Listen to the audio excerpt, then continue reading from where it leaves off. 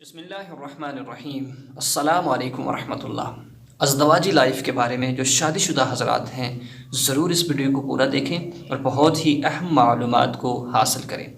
تو پیارے ساتھی، شادی کے بعد کچھ ایسے مسائل ہوتے ہیں کہ ہر بندہ اس سے یعنی کہ شرم محسوس کرتا ہے۔ تو اس کے بارے میں نبی کریم صلی اللہ علیہ وآلہ وسلم کا کیا خوب فرمان ہے۔ شادی شدہ حضرات جو ہیں ضرور اس ویڈیو کو پورا دیکھیں اور اہم معلومات حاصل کریں۔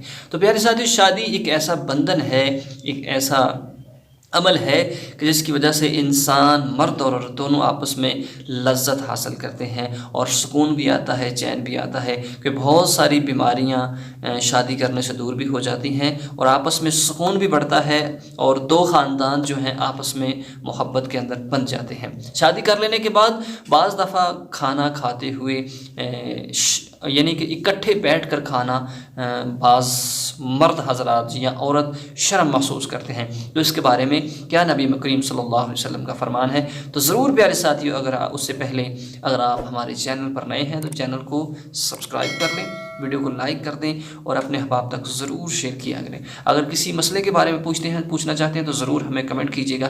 تو پیارے ساتھیو، آئیے سماعت کیجیے کہ نبی مکرم صلی اللہ علیہ وآلہ وسلم کا فرمان عالی شان ہے کہ جو دو مرد اور عورت، میاں اور بیوی آپس میں بیٹھ کر اکٹھے کھانا کھاتے ہیں ان کے اندر محبت بڑھتی ہے، اتفاق بڑھتا ہے، بلکہ یہ غلط کام نہیں، یہ بہت ہی اچھا کام ہے۔ نبی کا فرمان بھی ہے اور حضور اکرم صلی اللہ علیہ وسلم اپنی پیاری پیاری زوجہ اما عائشہ صدیقہ رضی اللہ تعالی عنہما کے منہ میں خود نوالا ڈالا کرتے تھے اور اکٹھے کھانا کھایا کرتے تھے۔ یہ نبی کریم کا فرمان بھی ہے کہ یعنی کہ ایسا عمل کہ جس سے محبت بڑھے اس کو قریب کرنا چاہیے۔